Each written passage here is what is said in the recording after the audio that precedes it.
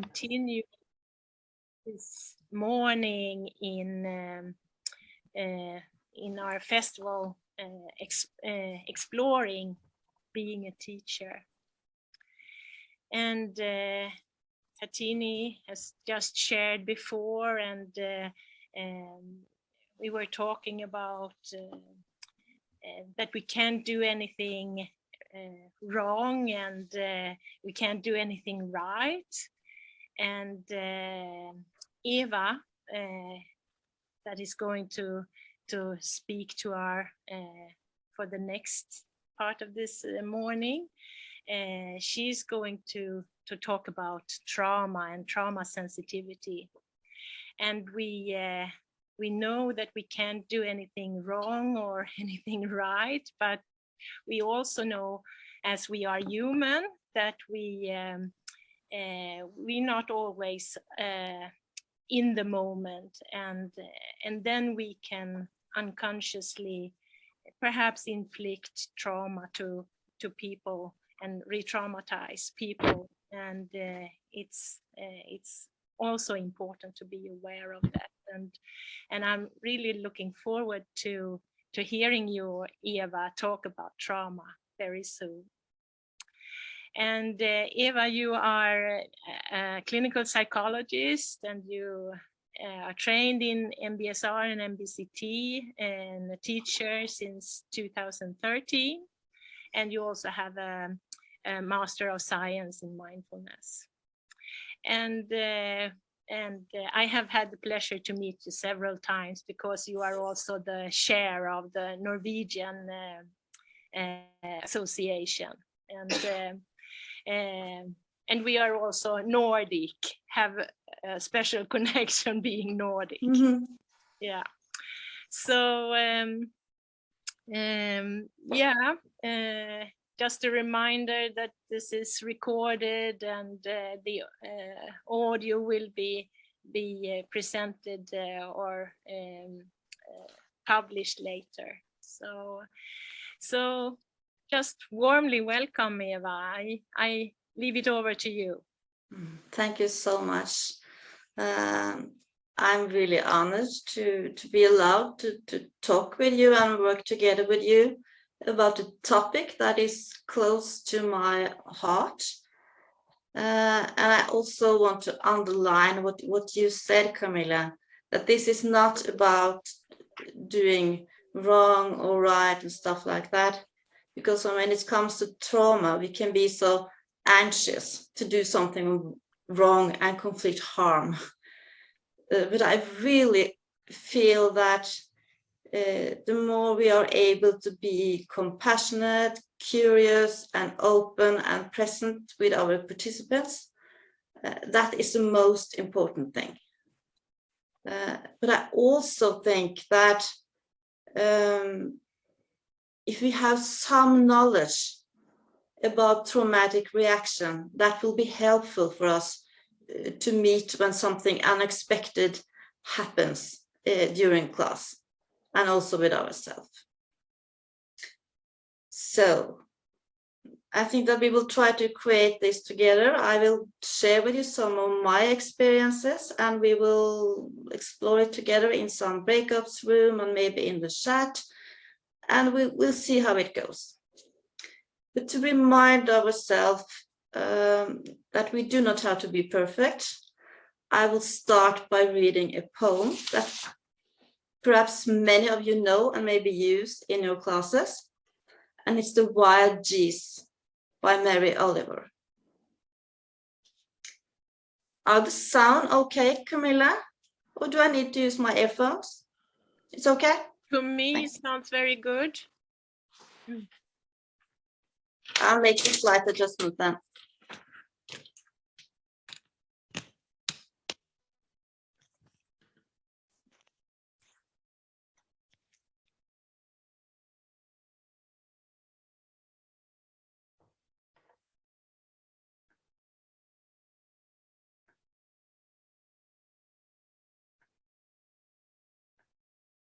Is this better? Okay? It's okay. Yep, very good. Thanks. You do not have to be good. You do not have to walk on your knees for 100 miles through the desert repenting. You only have to let the soft animal in your body love what it loves.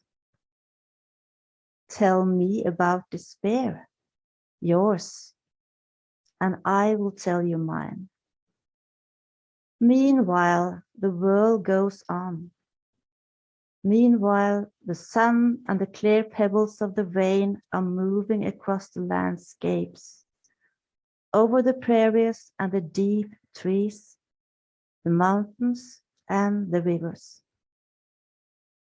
Meanwhile, the wild geese, high in the clean blue air, are heading home again.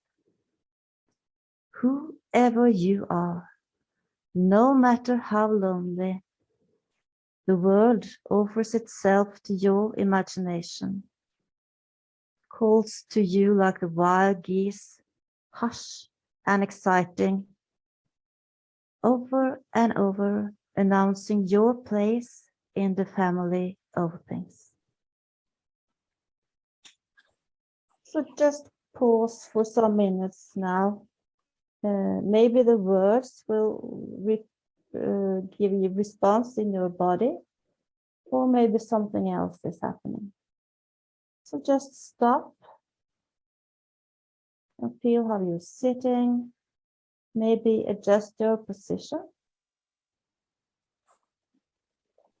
And if it's okay for you, I invite you to look around in the room or out of the window and see if you can find something that is pleasant or neutral for you to rest your eyes and your attention on.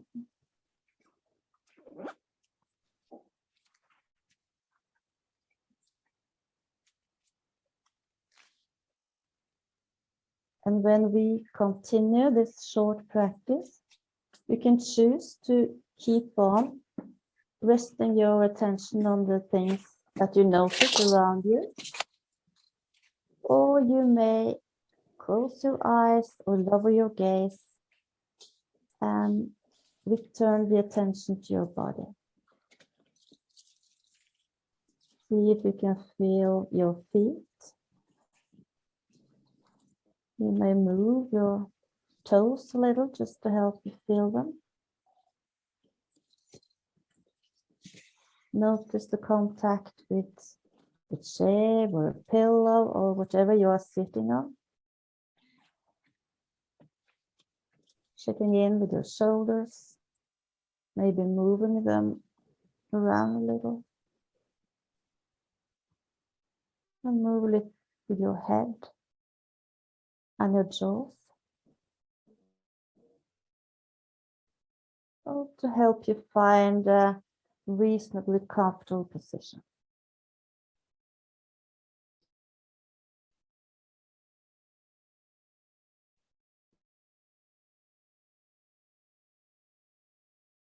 And just notice sensations from your body, thoughts or feelings that are arising. And know that you could always open your eyes if they're closed. And look at the place where you started to rest your eyes. And if you hear some sounds, just notice what's happening when something comes like an intrusive sensation, because that's what we're going to talk about later. So for a couple of minutes now, you can just return to your regular practice. How do you want to follow your breath? Rest your attention in your hands, whatever is best for you.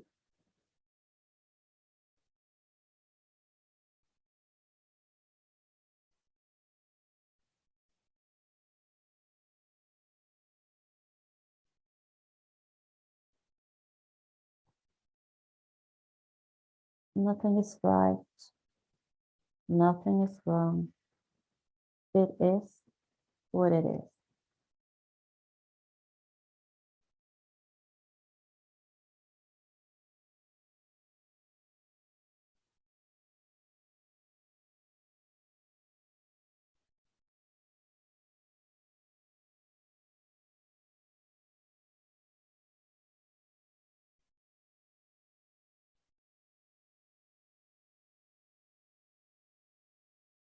So how is it to be you right now? How is the energy in your body? Do you notice any particular?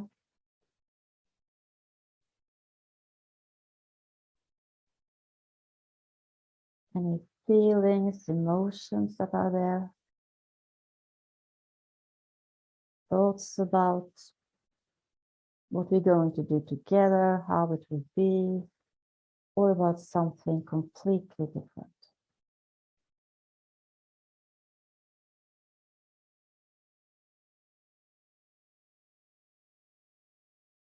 And maybe you could try and see if you can have some gentle curiosity and compassion towards yourself. And that we remind ourselves that we are all human. And that's exactly how it's supposed to be. So then we end this short practice. You can move and stretch a bit if you like to. And also take a look around and orient yourself to where you are at the moment. So, thank you. Somebody told me that the sound was better without the earphone. Yeah, I think actually I agree.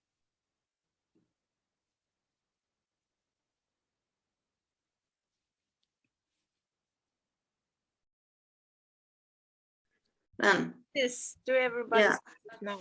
Yeah, thank you. So what I hope we will be able to achieve during this time together is that we will have a raised awareness about trauma and sensitivity to that. And that also we will a little bit better able to recognize symptoms from trauma. And I will share with you some of the things I do when stuff happens during class. So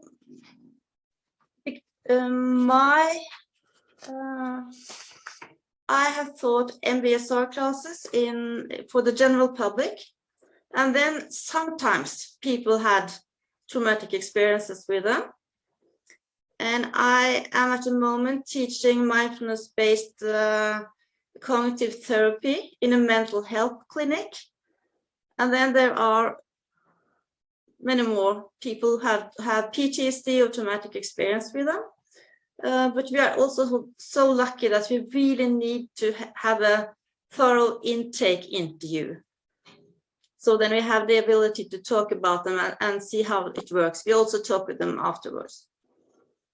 And I also work in a substance use clinic when we're trying to teach mindfulness, and then nearly all of them have traumatic experiences, and more than 50% have a PTSD diagnosis. So I really try this in different settings. So I do not know your experiences. I think this is the kind of population you work with will of course have an impact on how much you meet this. But everyone, lots of us have traumatic experiences. Will you take the next slide, Camilla? Yes. I just put on some quotes. Trauma is when we have encountered an out of control, frightening experience that has disconnected us all from all sense of resourcefulness or safety or coping or love. This is from Tara Brock. And another one from Pat Ogden, who has worked a lot of doing therapy with trauma. any experience that is stressful enough to leave us feeling helpless, frightened, overwhelmed, or profoundly unsafe is considered a trauma.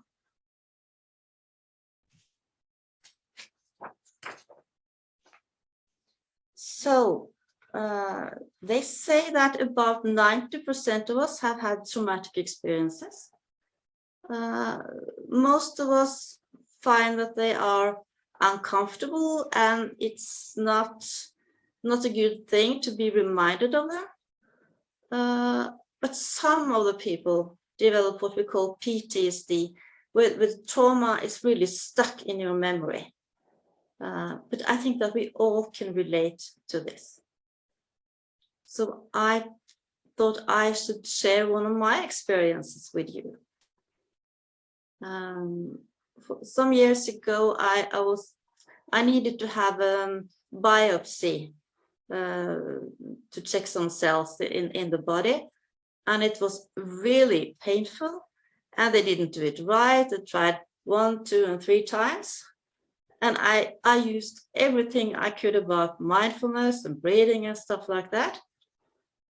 And then I got a letter that I didn't get enough cells, so I needed to do it again. And I had a new appointment, and that time I thought we should just talk about it. So I came and I saw the doctor, and I said, you are not going to use a needle today. And she said, yes, we are. And I totally flipped. There was this rush of energy in my body, and I was walking back and to and fro in the room and using my hands. And I also noticed what was happening. There was I, clinical psychologist, mindfulness teacher, and actually the nurse who was in the room. He had been to one of my MBSR courses. But the doctor, she was so helpful. She told me, of course, you don't have to do it, but it could be okay to be finished with it. And okay, I decided I will try to let her do it. And then she also gave me clear instructions. She told me, you are not going to use a deep breathing now, because then it will be more difficult for me. And you will feel the whole of your back against the bed you're lying on. So she was an experienced doctor, I think, but she did the right thing to help me. So when I thought I should tell you this, my thought was also going further in time, because a couple of months later, I had a patient that was kind of totally different medical procedure. This was very painful for her. And she asked me, can I talk about this here? And I said, yes, of course. This is your room, this is your time. And then she started to tell me about this experience for her. And I got this rush again. And I'm a bit ashamed to tell you, but what I did was let me get you a glass of water. So I needed to move, and I got some water for us. And I think that was really avoidance on my part. It was too much for me. I was afraid that I was going to react in her presence. So I avoided the situation, but I spared the both of us to not, so it wouldn't get any worse. So I think that maybe this could be useful for you as a story. And I thought that maybe we should have a short group discussions. I don't expect you to share such a personal story as I did. But I think that these stuff like this could also happen when we practice. So if we take the next slide, Camilla. Yes. So lots of stuff about working with insecure, maybe traumatized groups. It's about creating safety. So we really use a lot of time to let people get to know each other, and like we did in the workshop earlier today, when we were sharing about inquiry, and we felt that this was expanding and we felt connected, and that was really important for me too. So what I would like to do, you to do when you go into breakout rooms in a minute, you could introduce yourself with your first name, but not only saying your name, but say some sentences about why are you called what you are called. Is there any particular reason that you have this name? That's the first thing. And if you also could add something about your teaching experience and what kind of population you teach. That's the introductory part. You could use about 1 minute each. And then I thought maybe you could share a bit about, have you had these experiences with unexpected reactions with practice? It could be with your own practice, or it could be with participants. And how did you meet that? How did you cope? So that if that's too complicated, you can just share whatever you want. And as always, if you do not want to be in the breakout rooms, you're quite welcome to stay in the main room and do some meditation practice, get yourself a cup of tea or coffee, stretching, doing whatever you need right now.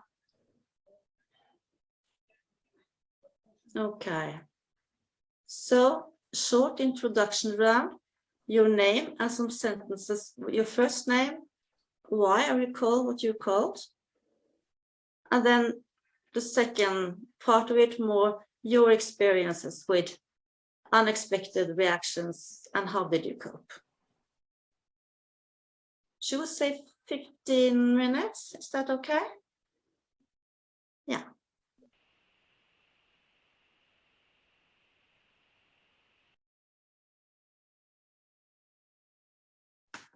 I get it. It's really some challenges with this technical stuff, but I hope you hear me now. Good. Welcome back from the breakout rooms. So we would really like to hear if anyone would like to share something that came up for you when you were in the rooms, or something that was important that you're feeling right now. What was going on in these breakout rooms, and something you would like to share? We have time to listen to some of you. So, would anyone like to share something from the talk in the breakout rooms? If someone could help me to see if someone raises their hand.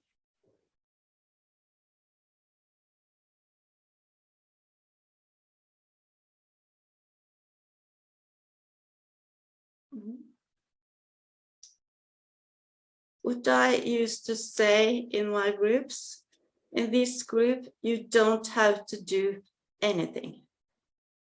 You always have a choice. So that's okay. So what I am a bit conscious about now is that this topic could make one feel quite vulnerable. And I see Claire raising her hand. Claire, please. You mentioned the phrase, Eva, everyone has a choice, and actually that came up in our group, that we were talking about the importance of giving choice to participants, for example, in which anchor to use. but maybe the breath, maybe sensation in the body, maybe as you did this morning, looking outside, looking at something that feels pleasant. Okay, so that we talked about the idea of, you know, agency. So the importance of people being given choices by us in guidance of meditations, so that they can just having choice itself can be, somebody mentioned that just having choice can be beneficial to people who are feeling like things are out of control and they have no control. And then also obviously some people may find that a particular anchor in that particular moment is soothing or helps de-escalate them from any trauma. It's so important. Thank you, Claire. And that we also remind ourselves to have that attitude, then it will become natural for us to give people choices. And there was another hand. Yes, Joan Burke. Joan, yeah, please. Hi. Yeah. What comes up for me now is something. This thing about, well, dealing with my own traumatic experiences, and as I go along on this long lifelong journey on self-discovery, which this mindfulness practice also is. Then, as a teacher, when I experience some insights at the same time as in the room, when I am teaching and when this is unfolding, and when I experience some resonance, it's both really helpful and supportive, I think, for me to, for the whole environment in a way. And it's also it feels very frightening and challenging too. And this it creates a kind of intensity sometimes that I'm balancing, and of course I have a lot of supervision on this, but it's just a topic that I'm very curious on this, and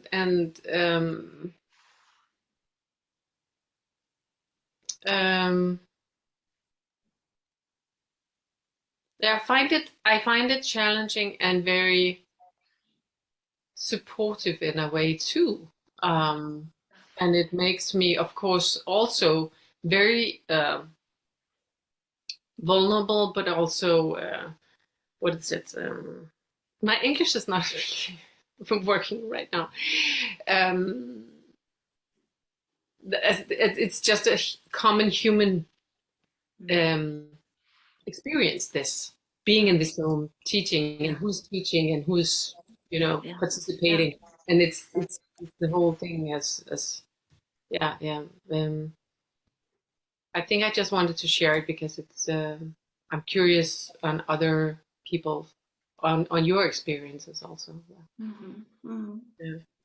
Thank you so much. It's just an important topic, and this balance between being open and close to your own experience at the moment, and this attitude that we are all human beings, and there's not this expert that is a mindfulness teacher and the other people who are going to learn something, that we are really sharing things, and at the same time needing to take care of ourselves, to be able to regulate how open can I be and how can I be there for the group at the same time. So any other reflections about this theme? Nancy is raising her hand as well. Nancy, please. Yeah, but maybe there are some more reflections about what Joan just brought in and what was talked about. So I can wait. I have a different thing, so not totally different, but when somebody still has reflections, then or want to react. Yeah. Okay. Well, Okay. I think you could speak, Nancy, and if someone wants to pick up the thread again, that's okay. Mm-hmm. Yeah. Feel free. Yeah, I'm very happy that we can be here today together, and I was very happy with what we already shared in this festival, because things at this moment in my life, things are coming together to each other. I was trained as a psychologist and I worked in big organizations, and now I have for more than 10 years my own practice. And I noticed already when I was not even certified as a psychologist that just to look at things, to keep still and to be with it is very important, to investigate your own problems. And I was thinking, when everybody would sit on a cushion and sit still, it would be very good for the whole world. And so I wrote my thesis about Zen Buddhism and different and client-centered therapy of Rogers. That's and I became into meditation, and then later on I became a yoga teacher, and then later on I came into contact with mindfulness, and I'm teaching now. I'm a certified teacher for more than 10 years, but I'm teaching even longer with a co-teacher. And now, just in September, I started the compassion-focused therapy education from Paul Gilbert to become a certified compassion-focused therapist. He also talks about evolution and biological reactions and the importance of biological and physiological reactions, and that you can sense them and have to give people equipment how to deal with it, how to learn to deal with it and practice it. And that's very important. And I already knew, and I am so happy that the book, The Body Keeps the Score from Bessel van der Kolk was a bestseller, because I see there is more interest in it from the background of psychologists and psychiatrists, but also in the main public area. And I think that's a really good thing, and that's really nice. And so I'm waving it all together now, and I'm very happy with this meeting, because this also contributes a new thread to my tapestry I'm waving. So thank you. Thank you so much. And you highlighted the possibility that we could integrate stuff, because it all is about being human and the challenges we face. So that's beautiful said by you. Thank you. And when I was listening to you now, I remember when I talked with you, Joan, in the former workshop, I said something about that I'm co-teaching with a colleague in my MBPs, and that is very helpful because we could support each other. So if I get very responsive, I don't know what to say, I'm stuck in my own thing, she could help me out, and vice versa, and we could also talk about it later.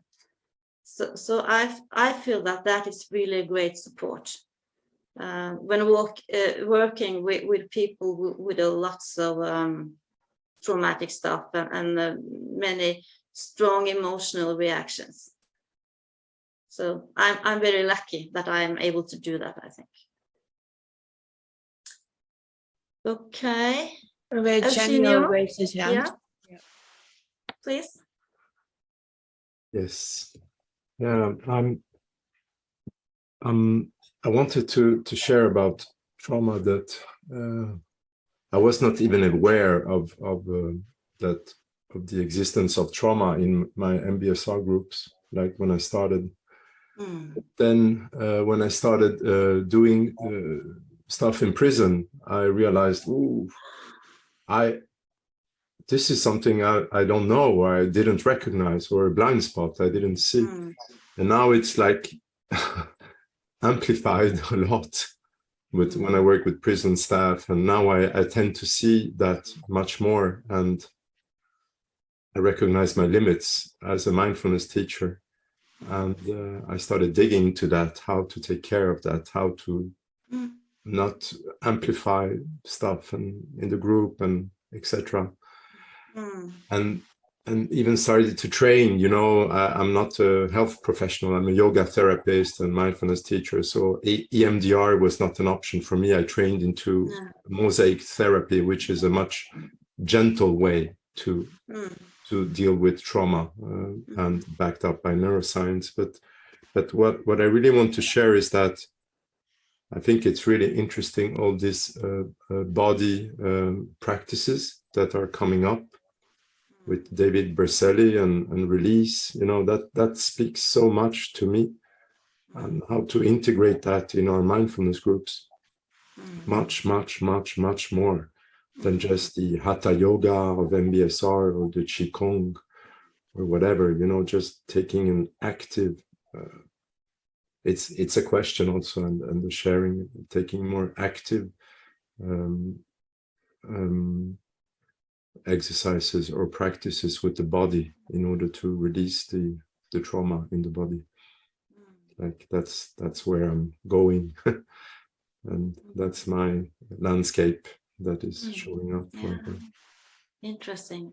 And you kind of you find a need to explore it more when you shift your the people you are working with, when it's more common. Well, the trauma I face are so much linked to the attachment. They're so complex that it's mission impossible to not enter that with the body. I mean, that might be the only option here. When you have story of repeated story of trauma, not just PTSD. Yeah, of course. So, I mean, talking is not enough. Mindfulness practice is not enough. So there needs to be something more radical. I think. So, yeah. Thank you for sharing. You're welcome. And so, I don't know if you like to continue, but there Rennie raises. Rennie, yes, Rennie, and then we put an end to talking for now. Rennie, please.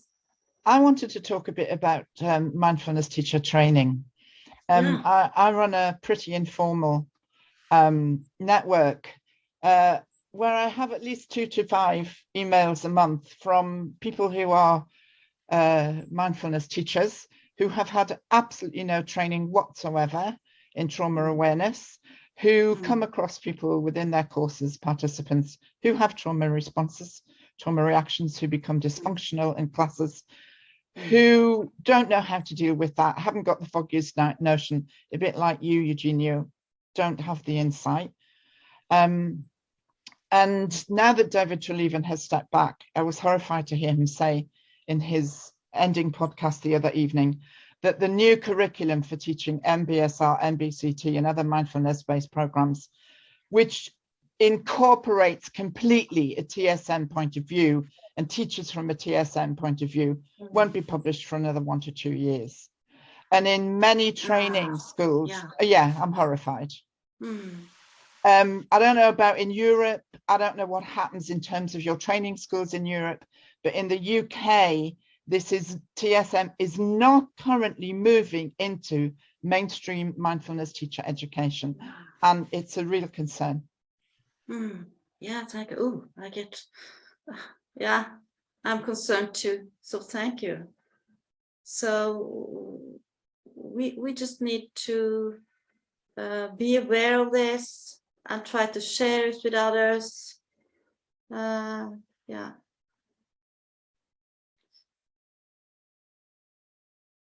Okay. I do not know exactly what this means. Can you tell me more? Yes. If we just put on the next slide, Camilla, I will give you some background about trauma and traumatic reactions. I will.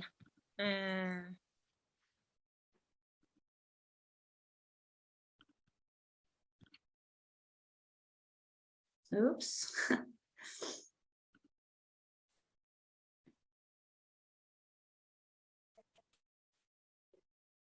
Trauma sensitive mindfulness.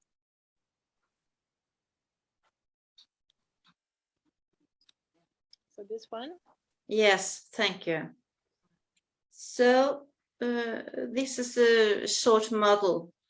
When something is happening to you, it could be whatever it is. Usually when we talk about this in our class or doing inquiry with ourselves, we could try to tease out what do you feel in your body? Do you notice any emotions? Are there any thoughts present? Do you notice any urges to act in some ways? I think this is what we do when people have filled out the pleasant and unpleasant calendar during some of the MBPs. So what is important to understand that sometimes when experiences are so overwhelming that you cannot process them.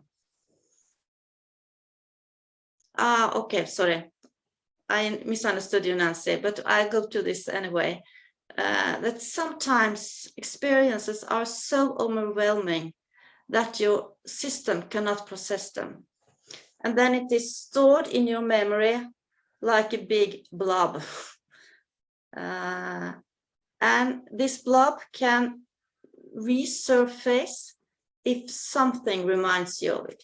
It could be a smell, a sound, someone talking about something similar, and then you could have all these symptoms that we are talking about. You can experience it like flashback. Suddenly you're reminded of what happened and you're back there, and often you don't understand why, because there could be a sound, something that is stored similar in this, and then the whole stuff comes up. And it also makes you to be very hyper-vigilant, because this could be so painful that you're constantly on your guard that this will not resurface. So we see that people could be in a very, very high arousal, stiff, tense, looking around with very, very focused eyes. They're always scanning for threats, for example.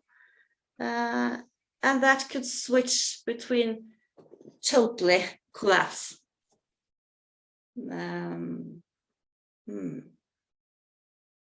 So, of course, not everyone that experiences traumatic experiences will get so stuck in this, but some people do. And it's not, I think it's not right to say that some people have trauma and some people not. This is degrees about this. And it's not only the particular episode that you are experiencing, but it also matters, have you experienced trauma before? Is this a single event? And it also seems that if people are harming you with intention, that makes a greater impact than if you are in a natural disaster. If it's people who are hurting you in some ways, it also tends to have greater impact if it is people that you at the same time depend on to take care of you, that you trust. And then it's become really complicated in your mind.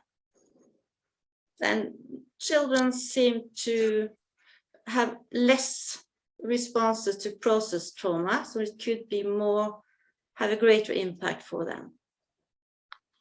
So this is the general view, but of course it all differs who you are, where you are in your life when it happens, how many resources do you have around you.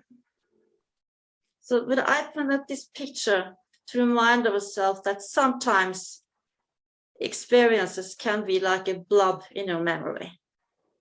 And that could be quite overwhelming if that comes up in class or in your own life. Like I told you about when I was seeing my patient, I wanted to tell me about an invasive medical procedure. And I suddenly got my own experience up. Okay, can we take the next one?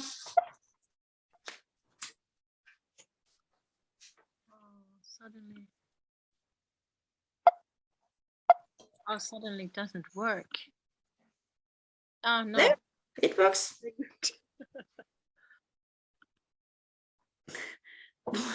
One of the things we do is to say it loud what's happening, and then and that's make it easier for us. So maybe that's what was happening now. Yeah. So I just want to reflect about what we are really inviting people to when we practice. We are inviting ourselves, and we are inviting our participants in classes. We ask them to be present and have a present moment focus. And for people who are more or less stuck in the past and need to scan the environment for threats, that could be really scary. And if you have all these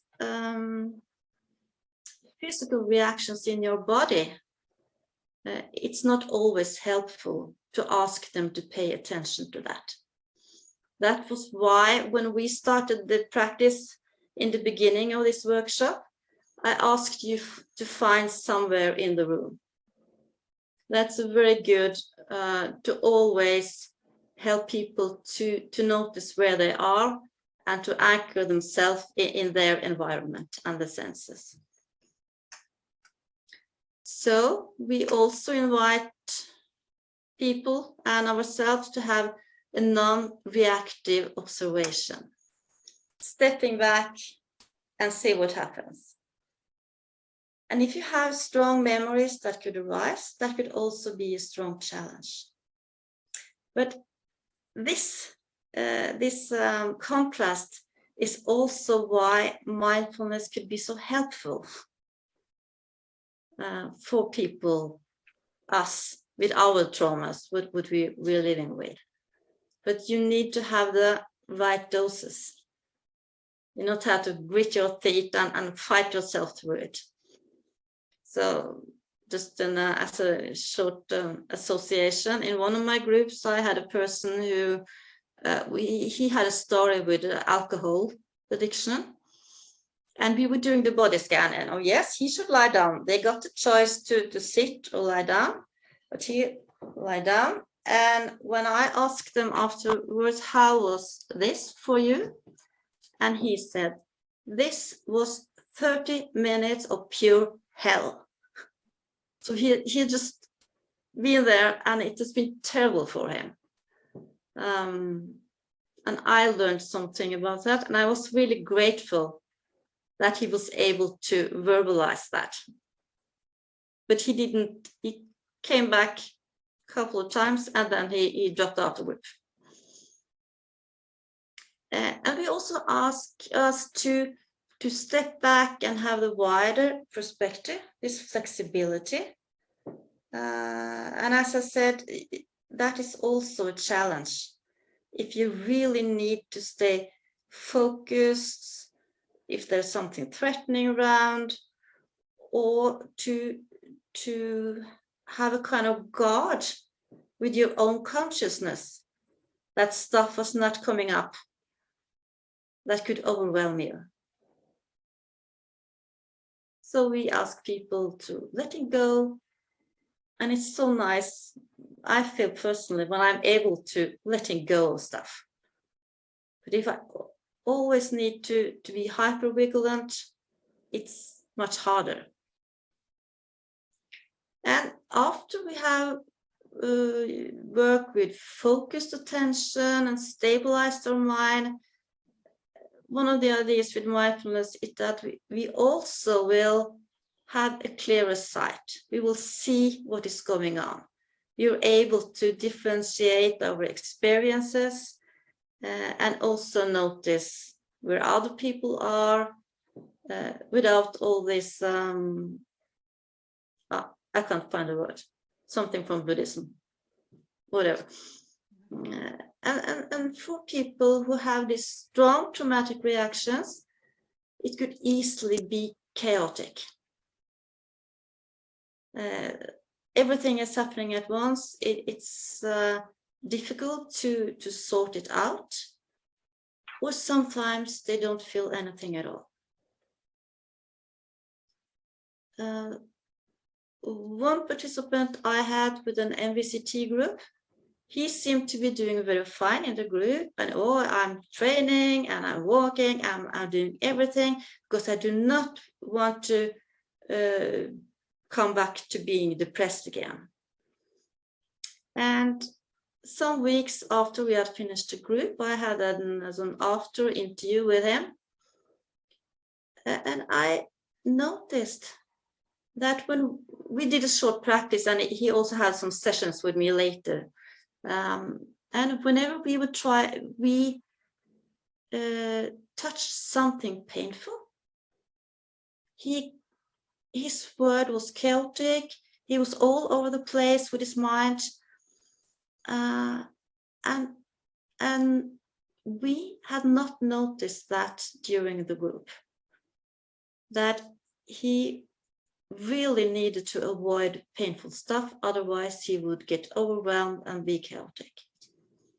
I do not think that we did any harm for him in the group, but there was so much more he could have experienced maybe, but maybe he needed to do that on an individual basis so that we could tailor more directly what he needed. And his main thing in MBCT is that they say, or mindfulness at all, we invite ourselves and participants to moving towards the experience, to being present. And one of the main symptoms of PTSD is this avoidance. So you can see this is could be really helpful, but at the same time, it's quite challenging for people. So I think to have that compassion, and that also we have experienced ourselves, that sometimes it's painful, sometimes we get overwhelmed. It's good to know that.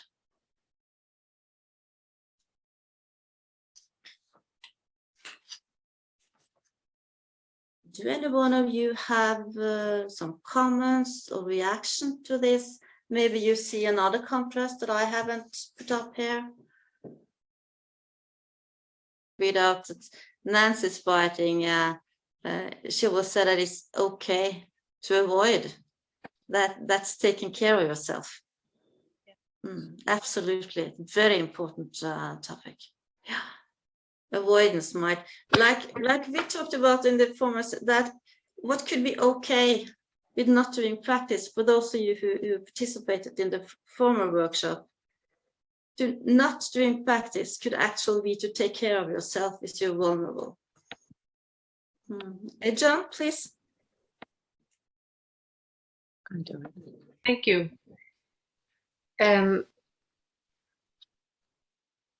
I find it very helpful when I remember to you know, that it doesn't have to be either or. That it doesn't have to be moving towards or avoiding, but also holding space for just acknowledging that this is happening, and that we don't have to do anything about it. Either or avoidance or moving towards, that it's here. It's and it's related to this phrase that we can dip the toe and then it's related to what what we are also, teaching regarding when we teach moving exercises and the yoga, and that it's we don't need to do this kind of movement. We can be just as the body can right now. We don't have to stretch as long as we want, or and to be aware of our boundaries and to where it's possible for us to stretch. And I find that very helpful in sessions. And what is very challenging, I find, is when a participant is not aware of a trauma or a reaction or this unawareness, and in myself too, of course, and everything unfolds, and we gain more and more insight, and of course there are a lot of things that we are not aware of, and it rules our life in a way, what we are not aware of, the unconscious stuff. And that's very challenging, I find. Something goes on and this participant is not at all aware of any of it, and are not capable of, and so I found that challenging. Thank you. Thank you. Yeah. Sometimes you can feel something in as your response to participants, and they don't feel it because they could be numb. And sometimes it could come very fast that they have a reaction. Yeah. We have a question in our Swedish room here. Good. Hello, thank you, Eva. Very interesting and timely and important. I'm just wondering, since it takes time to update manuals and do all the research and so on, if one is teaching, like myself, MBSR mainly for general population, not in a kind of clinical setting where we have really the opportunity to do intake interviews and really profound kind of preparation, if one just kind of gets participants with various backgrounds, would you have any advice to give about how to inform about possible risks, or maybe before people choosing to go on MBSR with regard to trauma? Yeah, thank you. As you said, it's easier when you have the opportunity to do one-on-one interviews, because then I always ask, and I tell them why I ask. When I started out, I had more orientation sessions, and what I find helpful then is to always have a taster practice. And then people themselves can see how they react. And it depends how many people are in the room. Sometimes I taught MBSR classes with a governmental funding for people who were on sick leave. And then there were 50, 60 people showing up in the orientation sessions, so it was difficult to see, but I always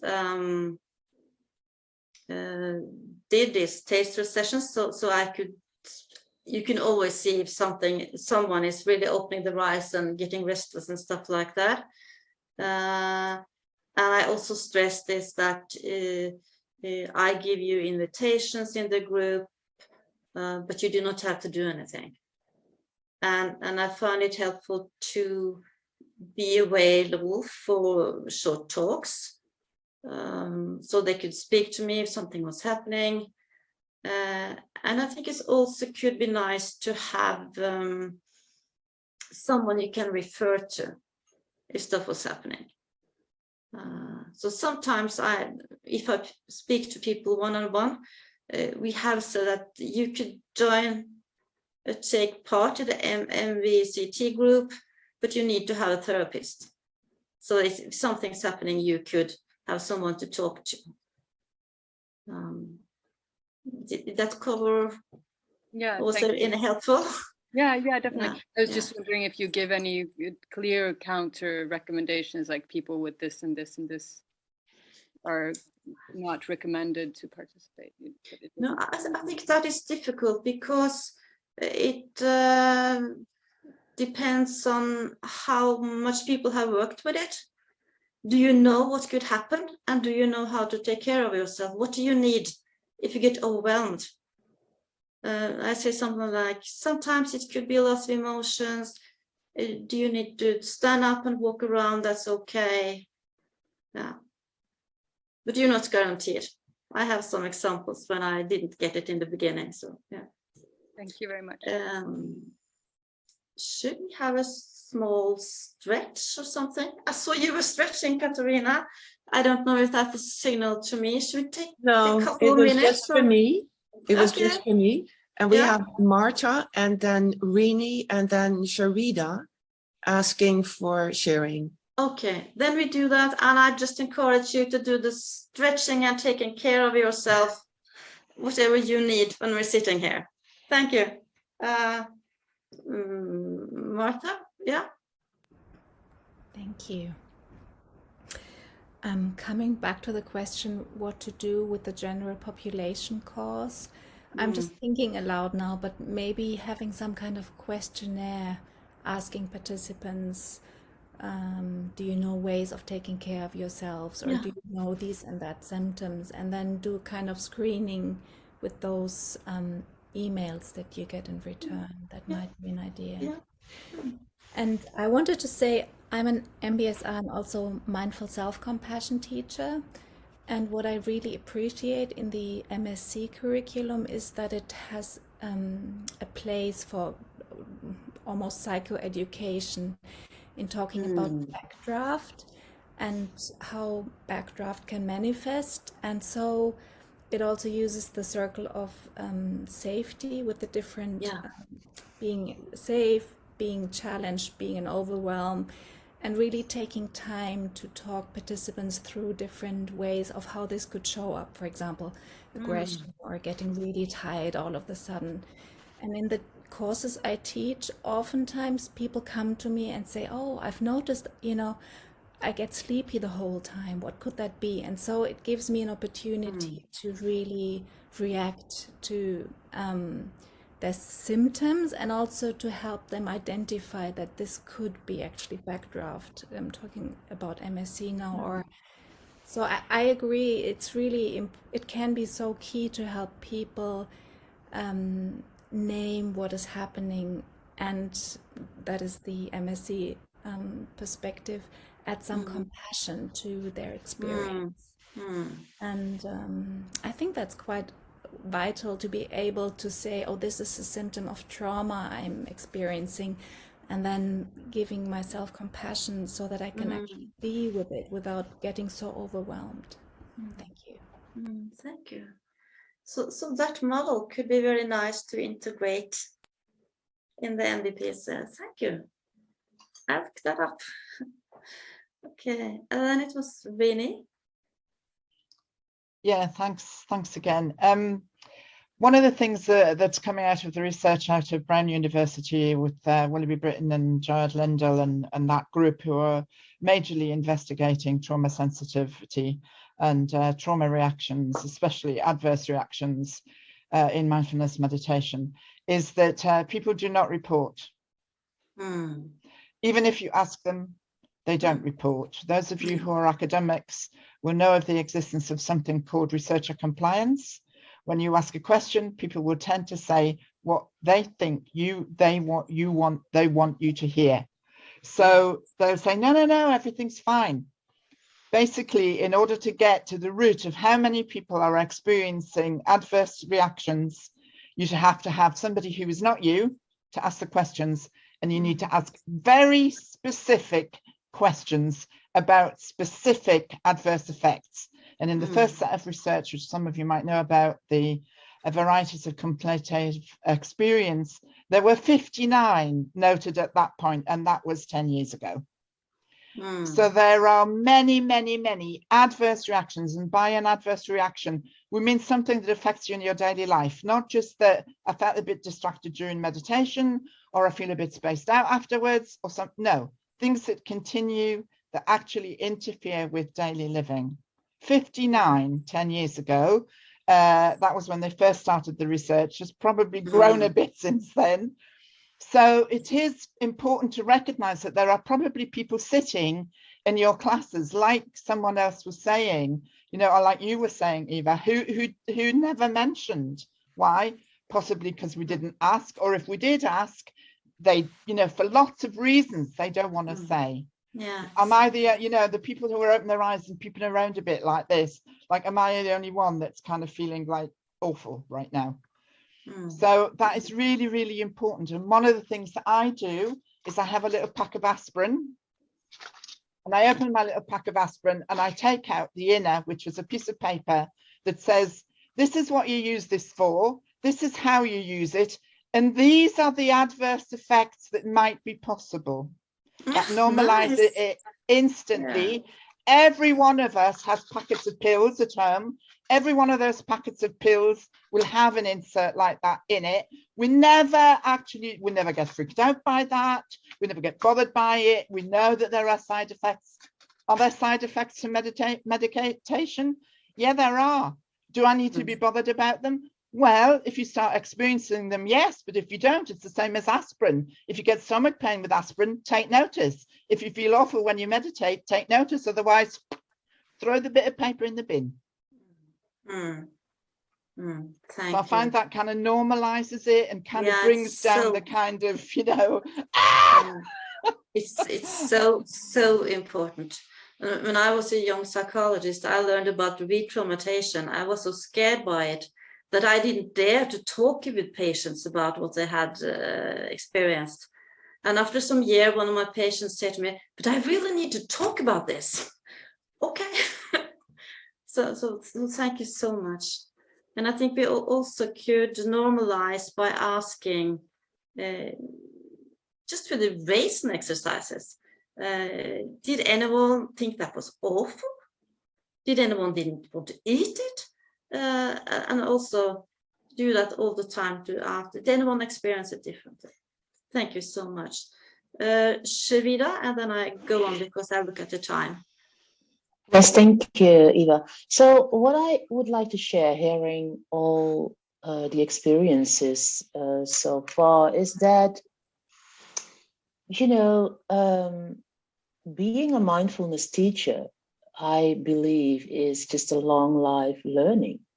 And that we all as teachers have different backgrounds, and there is a whole, you know, we come from different backgrounds and we bring different expertise to the stage of being a teacher.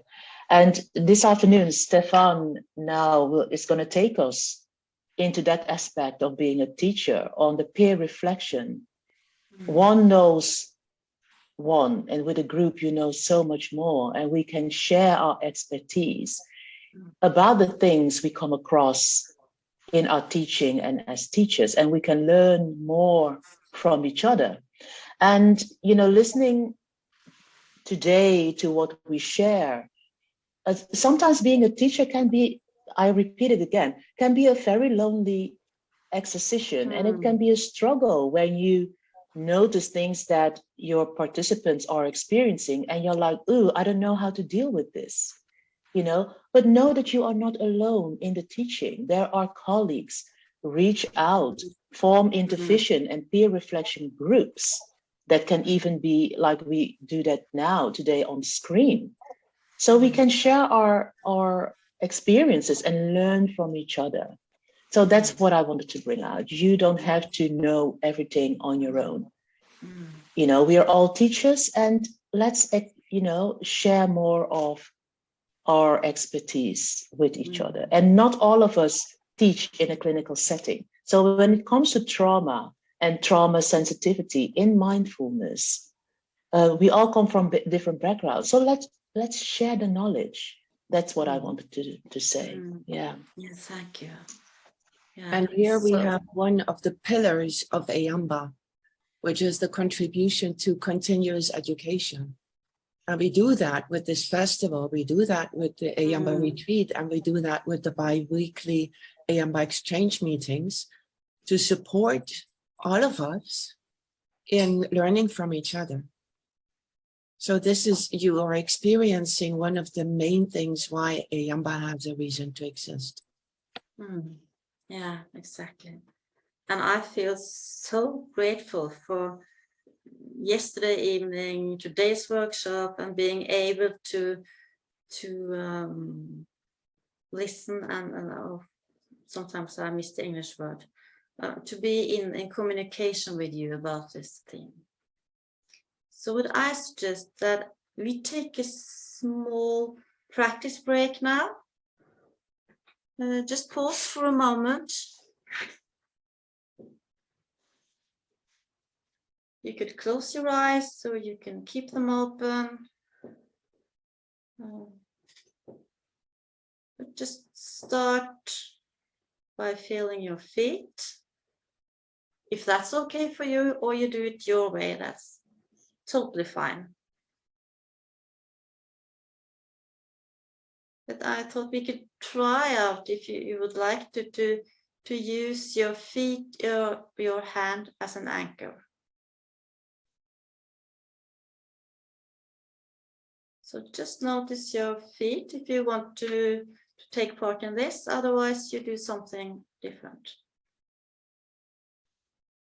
And you can take a deep breath in if that's okay.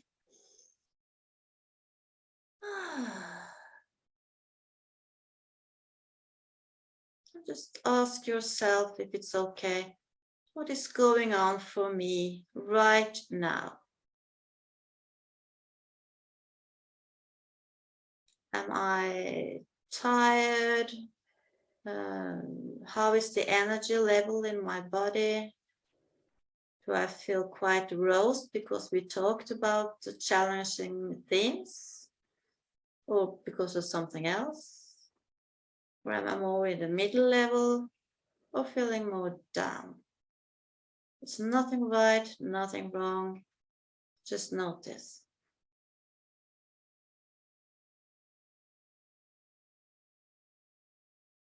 Any particular place in your body that you notice? Some tensions maybe.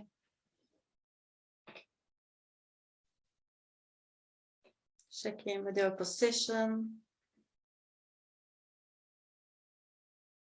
Thoughts or feelings that comes up for you.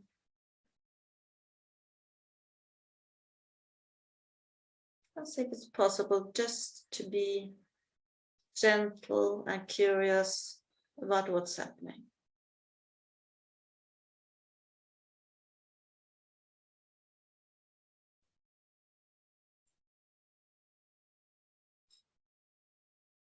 And if you like, you could focus your attention again, either your feet, your hands, or somewhere in the body that feel your breath.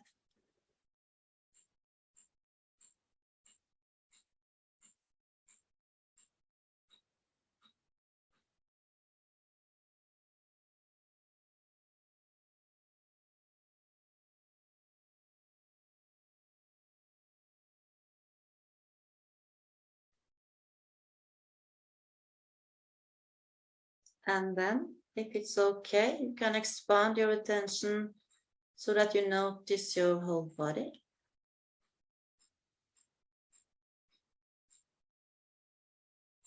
And expand it further so that you, if your eyes have been closed, you may open them and look around.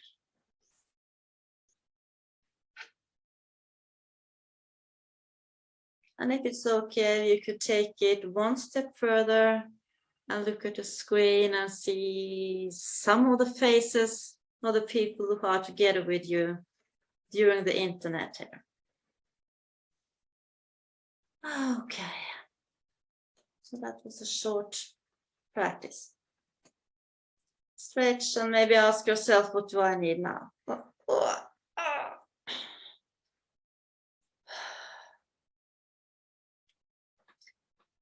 So when we are on this theme of practice, I thought I could show you something that I sometimes do. And I also get inspired from Trell, who's written this book on trauma-sensitive mindfulness. And he had learned from someone, I don't know who, but this is actually Qigong exercise. But if you notice that people are either up and down and stuff are happening, you could ask them to, I put my hand up so you can see it, but you don't have to lift them that high. Just put your hands like that, and then you move them away from each other and closer.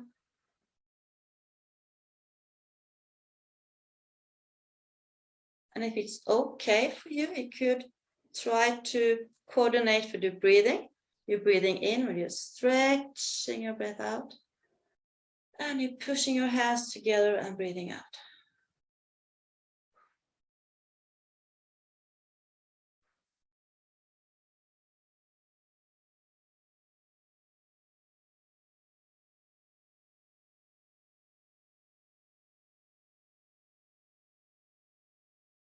And you can choose, you can move your hands just a little bit. Or you can try to move them really up.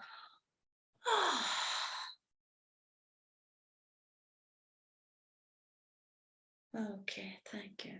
So this is an exercise that I think could be useful to use with the whole group if something is happening. It could be quite stabilizing. Another thing that I like to do is to ask people to stand up. And I had an experience some years ago with the participants. I knew that she had had a traumatic experience. We had this 10 years ago, we had a terrorist attack in Norway. And she had been involved in that in a way. And she had talked with a therapist with that. But during one of the classes, we suddenly heard a helicopter with an ambulance in it. And she had been sitting all night in the hospital and listening to all these helicopters arriving with people that had been hurt in the terrorist attack. And it was totally unexpected, and it happened. So, but she was able to say something about what's happening. So what we did is, okay, everyone rise up. You don't have to do it, but I'll show you. Just stand on your legs, on your feet, and move a bit back and forth. And stand in the middle, and you take it. Raise your shoulders. And really hard. Let them go. And another time. And relax. And you can just shake your arms and your body. And you can sit again. I found that simple movements like that can be helpful to orient all of us back into the present, and maybe also get some tension out of the body. So that's my top tip when something's happening in the group. But of course we need to be careful that we're not doing that with everything that comes up, because we are not teaching ourselves and others to avoid reactions. So handle with care, use with sense. Okay, I have a couple of slides I would like to show you. At least one, two. Could you have the next slide? Is that possible? Absolutely.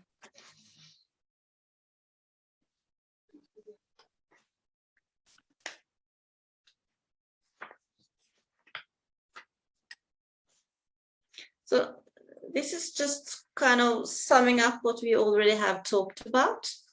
But if we start here, is that we invite ourselves and participants to pay attention to what is. Sometimes that can trigger really intrusive memories.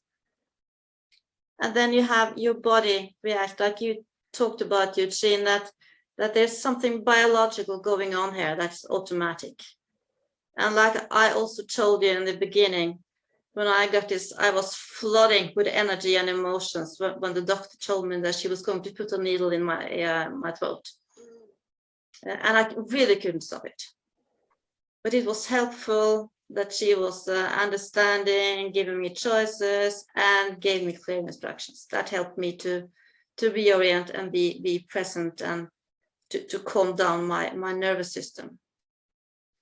So, but like you said, Rennie, people don't always report, not in research and not in groups. So what could happen is that they are sitting there all alone with an overwhelming negative experience. And they think something is wrong with me. I can't do this. And maybe they just disappear. And the effect of that could be that mindfulness doesn't work. But of course, mindfulness is so many things. So I think maybe that particular practice or the way wasn't very good for you at the moment, but that doesn't mean that mindfulness couldn't be helpful. It's all about doses and how you use it. So our first, we don't want to do any harm.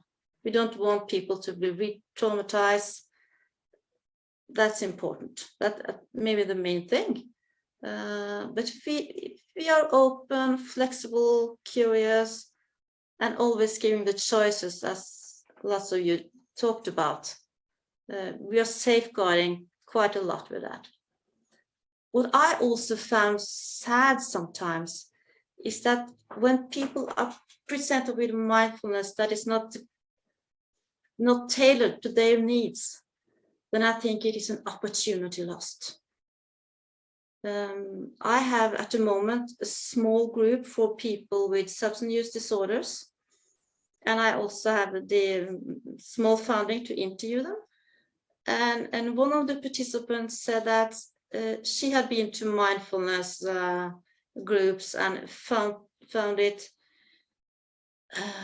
overwhelming, not good for her. But when she got the right amounts, we don't do more than 5 minutes practice. We have always said that you can use another anchor than the breath. She found it helpful. And actually, it was also helpful for her that we did it on the web, because she was much more influenced by other participants when she was in a room with them. She felt more protected when seeing the other on the screen, and she was in her own home. So that's interesting. That was surprising for me, because we did it just because of the pandemic. So it could be opportunity lost for people to be introduced to something that could be really helpful and good for them. And we could also have this mindfulness, like a big thing, is discredited. So this is one of the reasons why I think this is an important topic. But it's just to have in the back of your head. You don't need to be very scared about it, but be humble enough to see that sometimes people could have adverse reaction, and that's also okay. That's information, and we can talk about that. Okay, and then I have one more. I think that is slide number 10. If you could just, and I will say stop. You say stop. That's one. Thank you. This is also just, we have talked about this, but in trauma treatment, the term window of tolerance have become quite famous, or everybody uses it, or nearly everybody. The first person who talked about something similar was Daniel Siegel. He didn't call it a window of tolerance, but he explained that if you have an information, what's going on in your mind, and sometimes when it's too much, you go into chaos. This is the flames here. It's too much energy going on and you're chaotic. And sometimes when you feel it's too much, you become more rigid and it's standing still. And this is, it's not only about having experienced trauma, this is a very common way we all function. Sometimes when I have too much to do, it's difficult for me to concentrate. I get more easily angry or irritated. And sometimes for some people, if it's too much, we have to follow the rules. So that's maybe good to know that we could have this reaction, even though we don't call them trauma. It's a common human trait to be overwhelmed or be rigid when it's too much.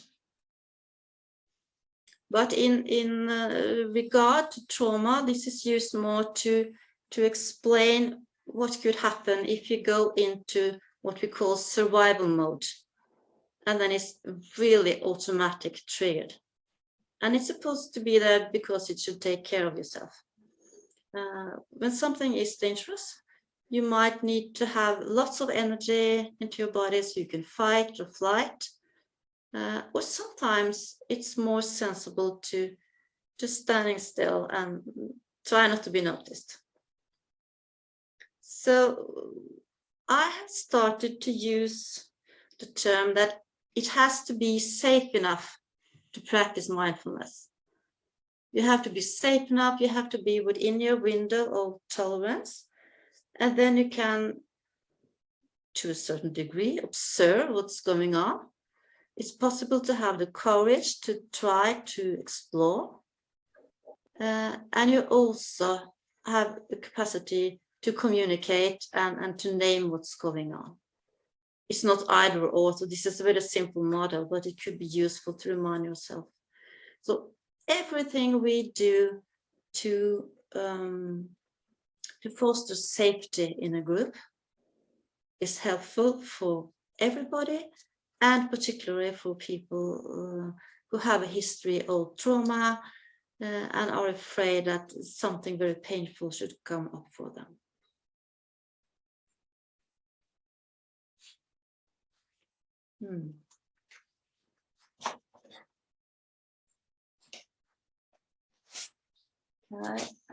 Could we have the next slide also? I know this is in a hurry now.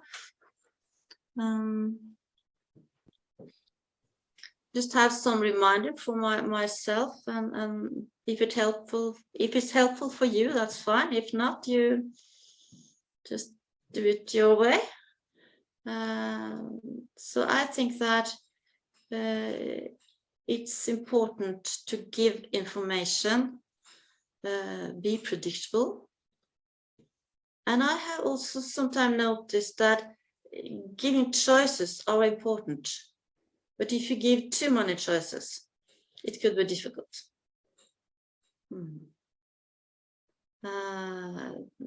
Let people have their own control, give alternatives, and also say something like, and if you want to stop this practice anytime, feel free to open your eyes if they're closed, look around.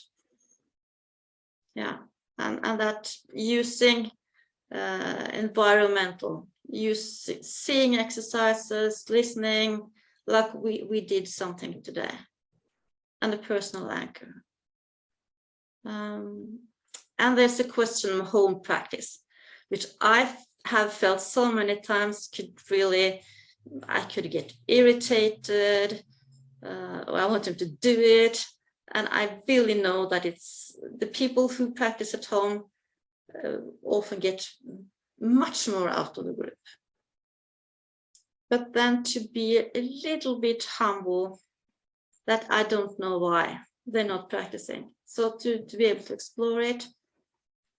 And I'd like to offer you an experience I had with a group from many years ago. There was a person she couldn't practice at home at all. And she also had been part of this terrorist attack, not her personal, but someone in her family. and she was terrified to sit down alone and practice or lie down. So I had the possibility to have a little talk with her, and she was so fond of swimming.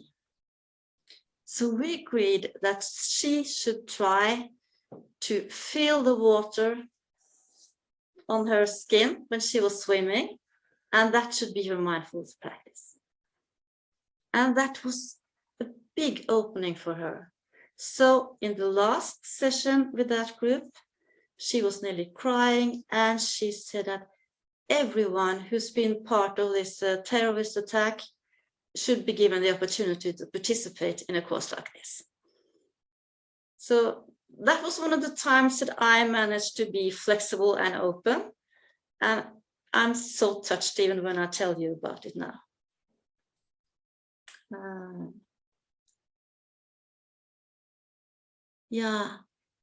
Yeah, thank you, Eugene, to allow participants to practice with open or closed mouth. Yeah. Nice. Could you say something about that, Eugene?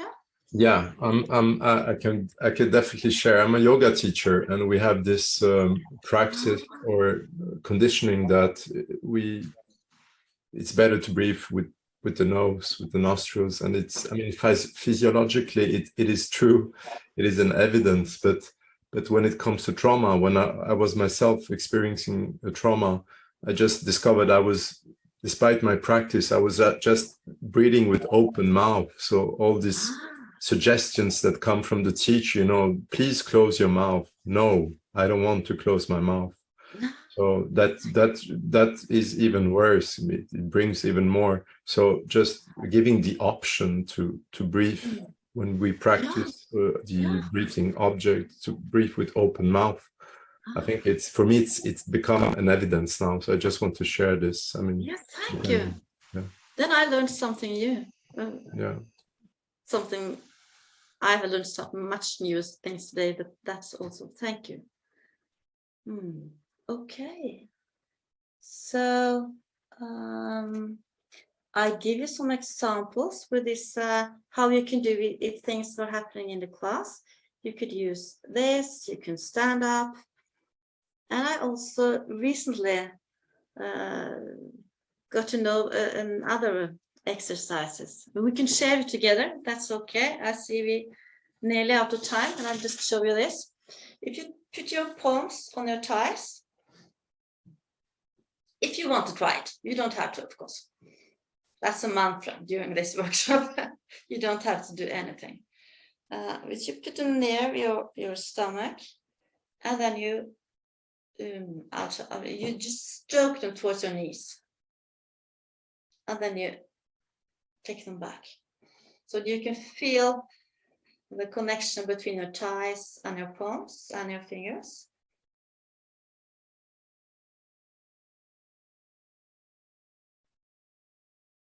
And if you'd like to, you could coordinate with your breath. It's not necessary.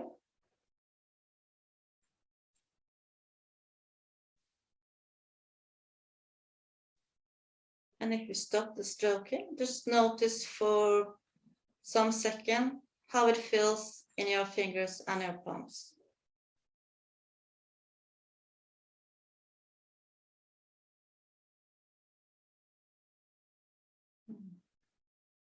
That's just a simple practice to focus attention, and you work with more than one sense at the same. You work with movement and the touch at the same time, and it might also influence use your breath, but not necessarily. So if someone finds that exercise is also very calming, helpful, but of course you could have people who don't like it, but it's something it's possible to offer. So a couple of minutes left. Someone who wants to make a last comment. How was this? What's going on right now? It's Berit raising her hand. Yeah. Some of you just Berit. Yeah, thanks. Hi. I've got a question. So on one hand, you want to personalize mindfulness, but what do you do if you've got a group of people in this and one is obviously experiencing trauma, and yet the other members of the group would like a longer sitting meditations? How do you then ask that person to find her own way of dealing with it, with sort of one-to-one help on the side, but then continue with the others, or how would you normally do it? I would just say something like it's quite okay if you don't do the long practice. Then you can always open your eyes, look around, think about something else. That's fine. And if you have an inquiry and I see that people have reactions, I would address it shortly. And I would say, if it's okay for you to sit with it now, and I will maybe offer them short to speak with her or him afterwards. So I'm not making too much fuss about it. Okay. But I think it's most important that they feel that I see and that I'm there, and they have the freedom to be with whatever it is. And I also often say something about it in the beginning. If you need something, if you need to stand up. And I also say, if you need to walk out, I would like to have eye-to-eye contact so I know that you're okay. And that you're coming back and stuff like that. Yeah. Thank you. And Regine? Yeah. I have a short question. I'm always a bit of MBSR course, and it's sort of it's people, everybody's. Do you ask if they have a trauma? I'm always a bit in the first when you meet them first and have the first. I don't ask about trauma directly, but I say something like, I ask about it, but I use different words. Do you have an experience that it's kind of uncommon for ordinary people? Have you been in a car accident? Have you experienced that people have not been kind to you while growing up? I use this, giving them some examples and explore it that way. Because what's a trauma? If you ask about trauma, many people will say no, because they don't think about it like that. Yeah. So Okay, thank you. Ellie is raising her hand as well. Yeah, okay, please go on. I have a question. I didn't get exactly the position of the hands in your last exercise. Did you put it on the upper leg or on your belly? On your upper leg. I can show on the upper leg. You put it there. On the upper part of your thighs. Yeah. And then you let them glide down towards your knees. Okay. Yeah. And then back again. Okay. Thanks. Thank you. You're welcome. I'm looking at the time, but Danielle has raised her hand, and maybe that will be the last one. That will be the last one, yes. Yeah. Yeah, thank you very much for a lot of information. I just wonder if I could see the last slide again, because I want to know about what to do in crisis. Yeah. Is that possible, Camilla? I think we will get all the slides, won't we? Yes. So I will take out some of them we didn't use, but you will get the slides. Okay, thanks. Yeah. So it's been very useful. Thank you. Yeah. Thank you. So I also want to say thank you so much, Eva, and I'm not going to intend to see if I can summarize this, but there are a few things that came forward to me, and it was that trauma is very common. So just to know that it is common. And you have talked about inviting choices and also choices of of anchor points and also inner and outer focus of anchor points. And you also have talked about clear instructions and that is helpful. And to normalize that that trauma is not something strange and so on. And one lady that shared was doing the metaphor with the medicine, and I think that is a easy way to remember that you can normalize it.